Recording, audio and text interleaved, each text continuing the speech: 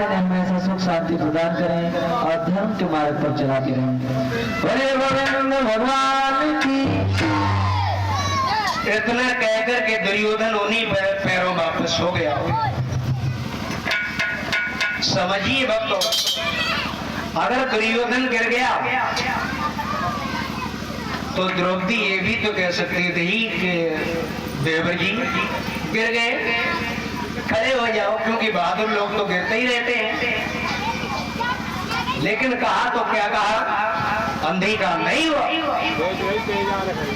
एक तो काटे चढ़े जे चितवत चढ़ जाए, और नारी की बोली गोली सी घायल देत बनाए। सर्प जब काटता है तब जहर फैलता है, लेकिन औरत की बोली में जहर होता है। यानी एक बात और बताऊं, नारी जाति के अंदर गुण भी होते हैं और अवगुण भी होते हैं। पहला गुण तो ये होता है, अगर स्त्री पति से सच्चा प्रेम करती है तो उसके साथ सती हो जाती है, ये पहला गुण होता है। और दूसरा गुण ये होता है कि स्त्री जन्मदाता होती है, कि बालक को पाल करके सियाना बनाती है। और तीसरा गुण ये होता है कि हमारे आपके घर में जब कोई उत्सव होता है ना, तो स्त्रियां हाथों में ढोलक ले लेकर के जब गीत गाती हैं तो उस घर की शोभा कुछ अलग लगने लगती है। लेकिन अवगुण ये होता है कि औरत जब कहे तो ऐसे कहे कि आर पार ही हुई। औरत जब बोलेगी तो ऐसे बोलेगी कि क्या पार तक व्यापार हो जाए। यानी भगवान ने सब कुछ दिया, लेकिन इन्हें बोलने की अकल नहीं दी। भाइयों, नारी की बातन में बड़े बड़े चढ़ गए, ऐसे की बातन पे दशरथ की स्वर्ग गए। श्री राम जी ने घर में भाग्य दो कर गए, द्रौपदी की बातन में दुर्योधन से उजड़ गए।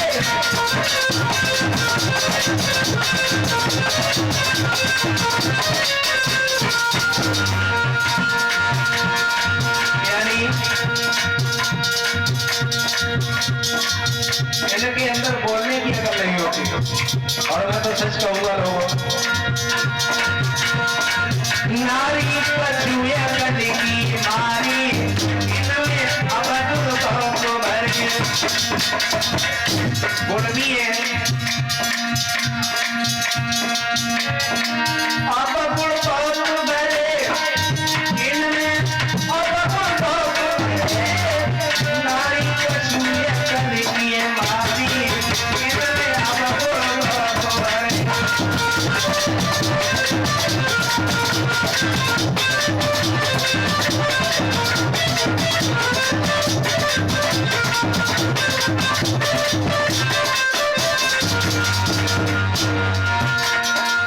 और मैं आजकल की बात नहीं बता रहा हूं, उन देवताओं की स्त्रियों को देख लो।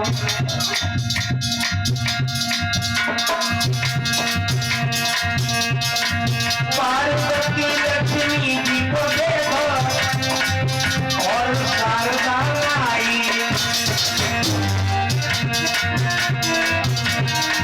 लेन परीक्षा अनुसुईया की, इन्हें पति पढ़ाई, इनके फलना में गए, इनमें अब गुण बहुत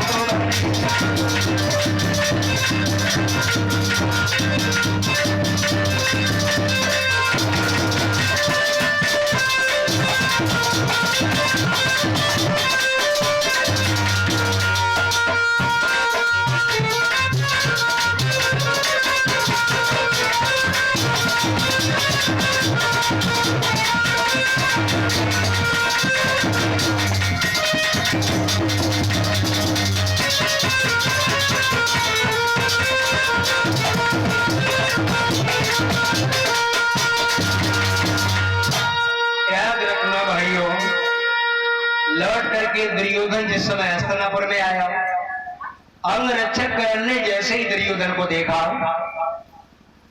जवाब दिया, राजन क्या बात है, आज आप बड़े उदास नजर आ रहे हो, बात क्या है?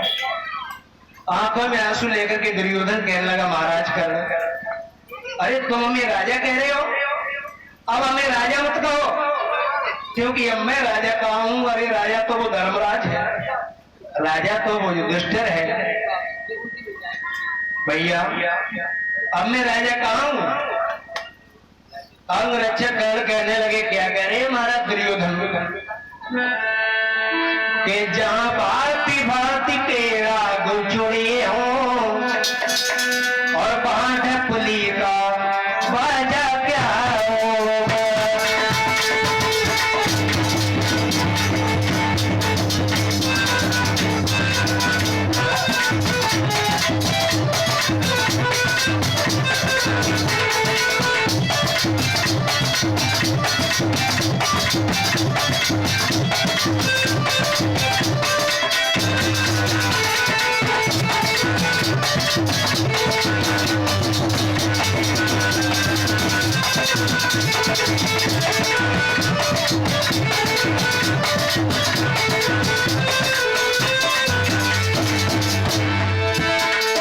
जहां बड़े बड़े रसीले राग जड़े हो, वहां डपली का बाजा कोई काम करता है? नहीं नहीं।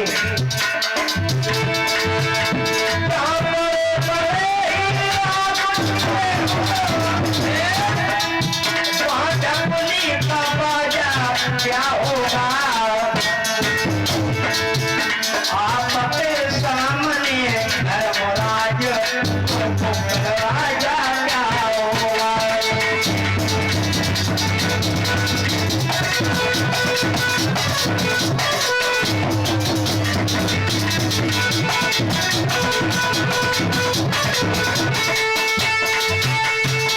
महाराज जहां बड़े बड़े राग जड़े हों, वहां भला बताइए डपली का बाजा कोई काम करता है? और दुर्योधन आपके सामने धर्मराज युधिष्ठिर तो क्या, इंद्र भी आपकी बराबरी नहीं कर सकता। दुर्योधन कहने लगा, भैया कर्ण, आज मैं पांडवों की सभा में गया था और धोखे से मेरा पैर फिसल गया, तो द्रौपदी तालियां बजा करके हंसी और उसने मुझे अन्य का अंधा कहा। भैया मैं किसी की बात बर्दाश्त कर सकता हूं, लेकिन एक औरत की बात हमसे बर्दाश्त होगी नहीं, बिल्कुल बर्दाश्त नहीं होगी। कर्ण कहने लगा, आप मामा शकुनी के पास चले जाओ। मेरे बंधु उस समय दुर्योधन मामा शकुनी के पास में जाकर के पहुंचा। सारी बात मामा शकुनी को बता दी कि मामा, आज पांचाली द्रौपदी ने मेरा बड़ा भारी अपमान किया है, और तुम मुझे ऐसी अकल बता दो जिससे मैं पांडवों को नीचा दिखा सकूं, उनसे बदला ले सकूं, अरे अपने अपमान का बदला ले सकूं। पांडव दर दर भटकेंगे, पांडवों का विनाश होगा, तभी मुझे मेरे दिल में तभी तसल्ली होगी। शकुनी बोला, मंजूश्री तुम ये क्या कह रहे हो? दुर्योधन बोला, हाँ मामा।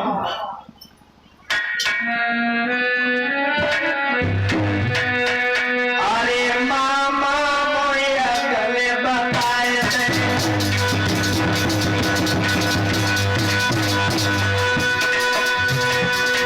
पकड़ो तो पक से लगाए थे।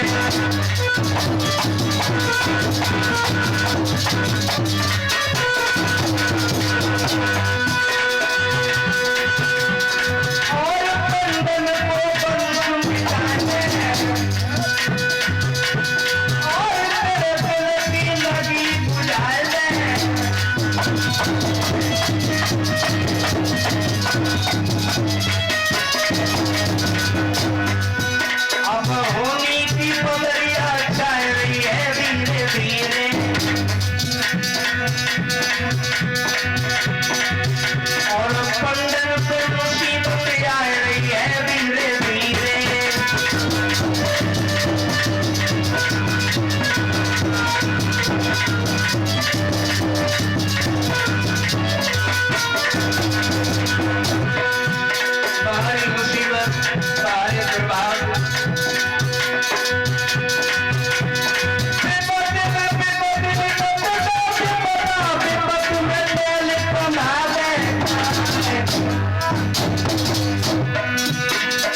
विपत में तू और नातेदार का विपत में भैया पीछ दे जाए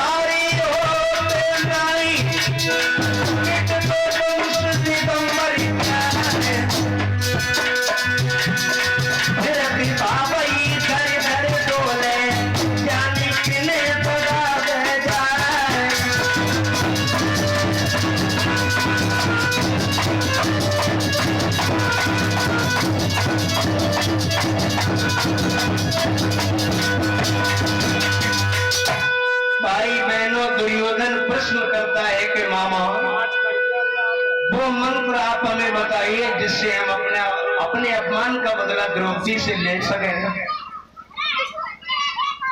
और ऐसी हमें कोई युक्ति बताइए